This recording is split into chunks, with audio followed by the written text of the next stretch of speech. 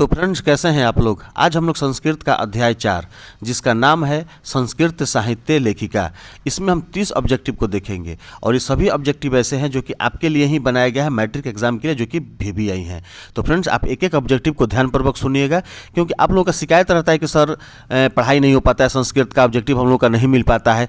इसलिए हमने सोचा कि आपको चैप्टर वाइज यानी कि सभी चैप्टर से सभी ऑब्जेक्टिव आप लोगों को बता दिया जाए, ताकि एक भी एग्जाम में आप लोगों का ऑब्जेक्टिव छूट नहीं सके। तो चलिए फ्रेंड्स, आज हम देखते हैं संस्कृत का चैप्टर 4 यानी अध्याय 4 जिसका नाम है संस्कृत साहित्य लेखिका। लेकिन उससे पहले फ्रेंड्स, आप ईमानदारी से और दिल से वीडियो को एक लाइक जरूर कर देंगे और साथ ही अगर चैनल पर नए हैं तो चैनल को सब्सक्राइब करके बेल आइकन को प्रेस कर देंगे, ताकि आने वाले किसी भी वीडियो का नोटिफिकेशन यानी कि मैसेज आपको मिल सके। तो चलिए फ्रेंड्स, इस वीडियो को हम शुरू करते हैं। तो चलिए फ्रेंड्स, हम शुरू करते हैं संस्कृत का अध्याय 4 जिसका नाम है संस्कृत साहित्य लेखिका। और इसका जो पहला प्रश्न है आप लोगों के सामने कि मधुरा विजयम महाकाव्य की रचना किसने की। मधुरा विजयम महाकाव्य की रचना किसने की, तो इसका जो सही जवाब होगा ऑप्शन सी होगा, गंगा देवी। बिल्कुल ही आसान से सवाल का जवाब है और आप ध्यान से सुनते चलिएगा, बिल्कुल आपको याद हो जाएगा।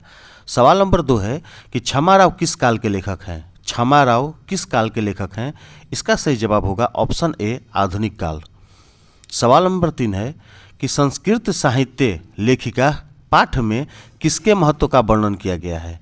संस्कृत साहित्य लेखिका यानी कि इस चैप्टर में, इस पाठ में किसके महत्व का वर्णन किया गया है, इसका जवाब होगा डी, औरत का। यानी कि संस्कृत साहित्य लेखिका पाठ में औरत के महत्व का वर्णन किया गया है। चलिए सवाल नंबर 4 देखते हैं। सवाल नंबर 4 है कि पुरुषों और नारियों के सहयोग से किसकी गाड़ी चलती है। यानी कि नर और नारी, पुरुष और नारी के सहयोग यानी कि दोनों अगर मिलकर गाड़ी चलाते हैं तो किसकी गाड़ी चलती है। तो सीधा से इसका जवाब है ऑप्शन डी होगा, समाज का।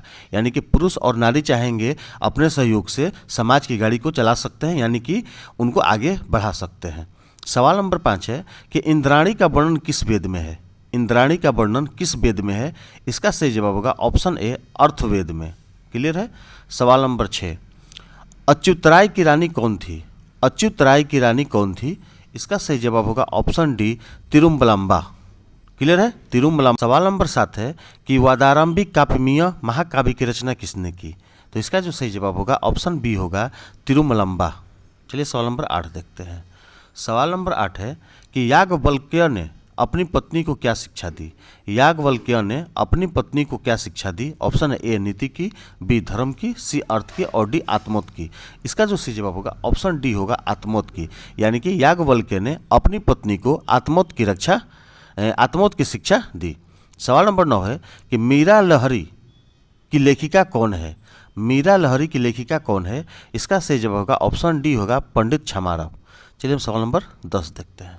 सवाल नंबर 10 है, थोड़ा सा इसको बड़ा कर दिया जाए ताकि स्पष्ट दिखिए आप लोगों को। सवाल नंबर 10 है कि गंगा देवी का समय क्या है।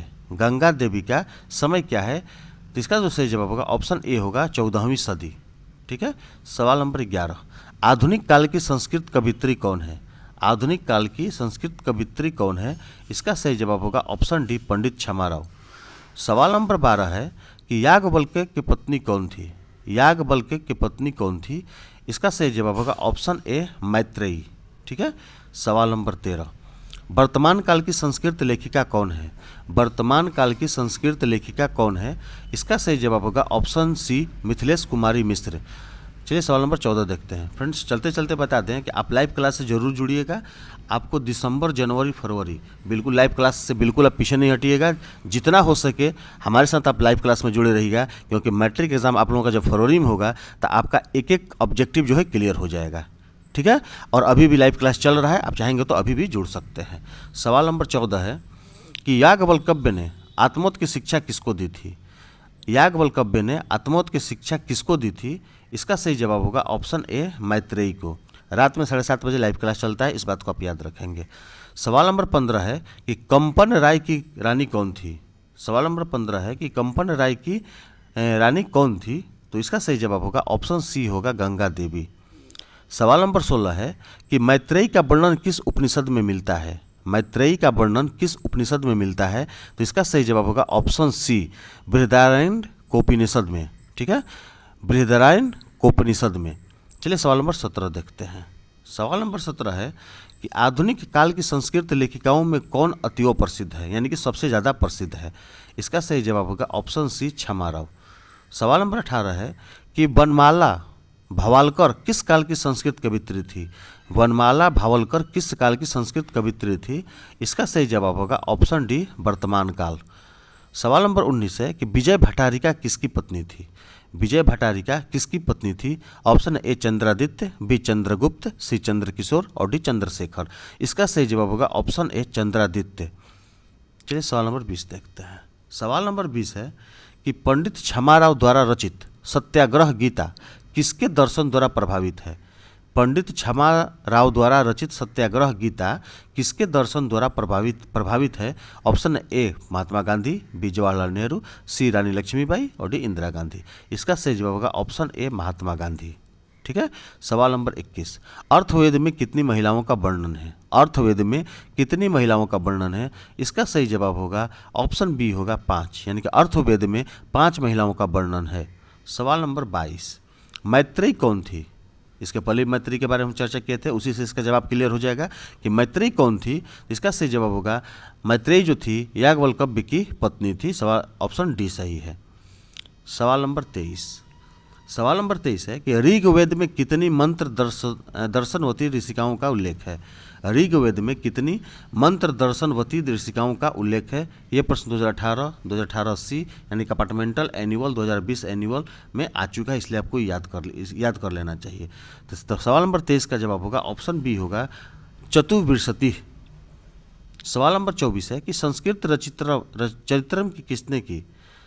सवाल नंबर 24 है कि शंकर चरित्रम की रचना किसने की। इसका सही जवाब होगा ऑप्शन जो होगा डी होगा पंडित क्षमाराव। सवाल नंबर 25 है कि जनक की सभा में शस्त्रार्थ कुशला कौन विदुषी रहती थी। जनक की सभा में शस्त्रार्थ कुशला कौन विदुषी रहती थी। इसका सही जवाब होगा ऑप्शन बी गार्गी। चलिए सवाल नंबर 26 देखते हैं। सवाल नंबर 26 है कि बिजांका का समय क्या है। बिजांका का समय क्या है। इसका सही जवाब होगा ऑप्शन ए 8वीं सदी। चलिए सवाल नंबर 27 देखते हैं। हम लोग छोटा कर दिए थोड़ा सा ताकि क्लियर हो सके, स्पष्ट। चलिए हो जाएगा इतने में। सवाल नंबर 27 है कि दक्षिण भारतीय संस्कृत लेखिका कौन है। दक्षिण भारतीय संस्कृत लेखिका कौन है।